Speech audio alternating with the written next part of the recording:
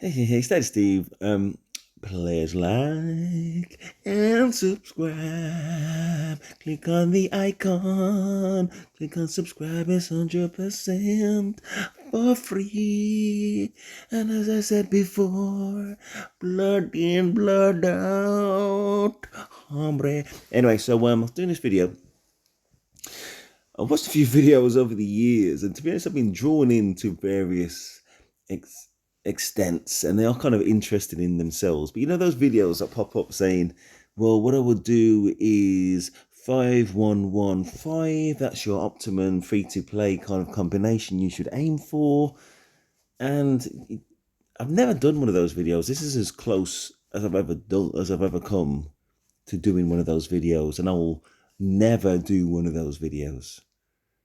And this is the reason why. And I know you already know, but I see how many kind of views those videos get, and it's just a waste of your time. So again, this video, I guess in itself, is to just remind you of what you already know, that those videos are a waste of time.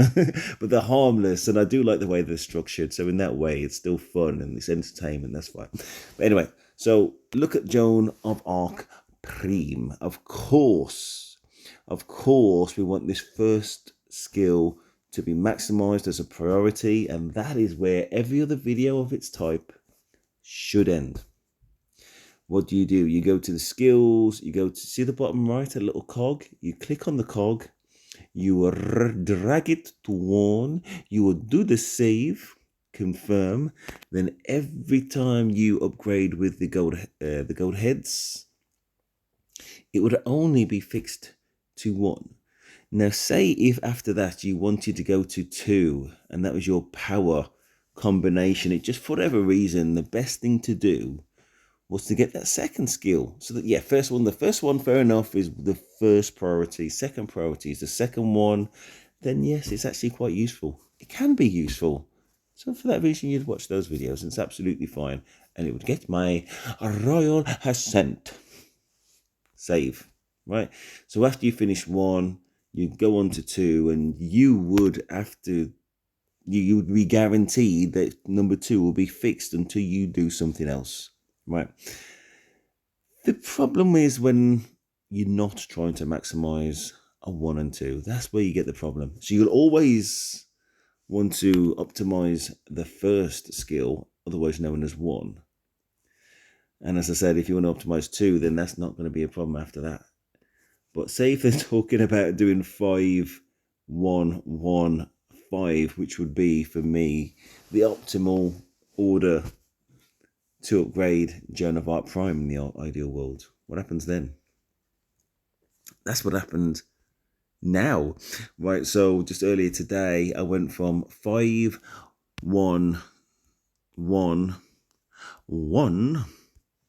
What I really wanted to do is go from 5-1-1-2, aka this skill would be at number 2, the one where I get the probability that the active skill fires for a second time whenever the secondary commander uses an active skill. And I'm not going to get into the fact that a lot of the time I see Joan of Arc as the secondary commander. Does that imply that Joan of Arc's active skill just fires twice in every scenario if she's the second commander? That I don't know. But the point of this video is, say I'm trapped in this situation where it didn't go on the 4th skill, when I went from 5-1-1-1, and the chance to go to 2 for either the 2nd, 3rd, or 4th passive skill, aka not the active skill, in Numero Uno, what do you do? The only thing that you could possibly do is reset, but even for me, 5 years in the game, 5 years, and pay to play, I've only got 2 of these resets. So do I advise that even for me that'll do it? Of course not. So what's the point of even talking about it? That's why I don't do the videos. This is as close to one of those videos as I'm ever going to do, and I'm going to wrap it up here now, and I've covered it. As I said, if they're recommending you do 5 for the first skill, 5 for the second skill, after the first, because the first one will always be active skill, as I've said, then that's absolutely fine. But it's just rarely the case, especially for case examples like Joan of Arc Prime. It's not going to be any accidental thing that ROK, being the geniuses that they are, the financial whizzes, and obviously the technologically IT whizzes too, that they put the second most useful skill here, which kind of keeps you investing those. And the fourth one basically is keeping you investing your money or your gold heads and your time and your activity, because your activity encourages others' activity because they want to outperform you. You know what I mean? So that's why that skill is there. You know, long story short, those are the videos, as I said at the start, talking about some ideal combination of skills. It's just for entertainment purposes. And also, let's not pretend, and this is another very important point.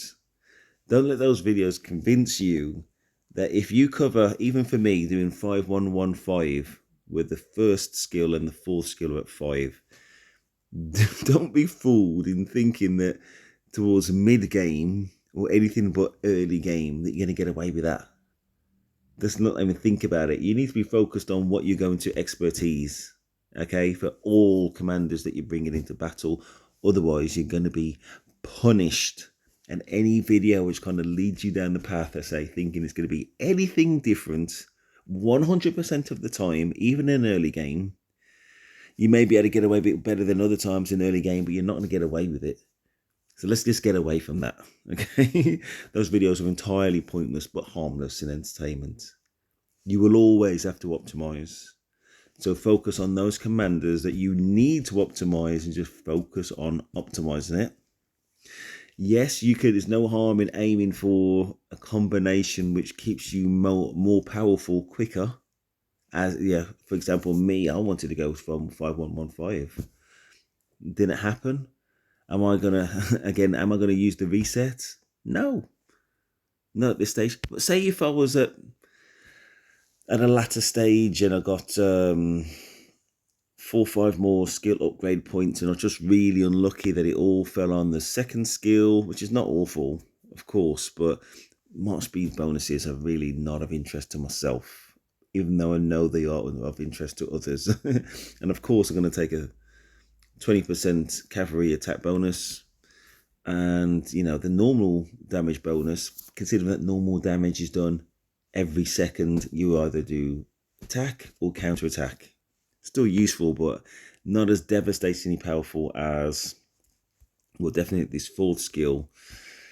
And if you look at this third skill, well, cavalry units deal 1% more damage. Well, basically, essentially, by definition, that must mean that your active skill goes up by a maximum of 5%. You know what I mean? Your most potent skill, and also your normal damage as well. It just says damage.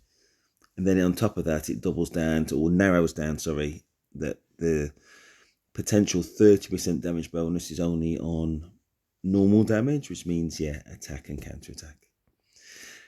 All that to say this again, so even if you have optimal order of skills in mind, this is just not going to happen. So the videos are just for entertainment purposes, and just leave it there.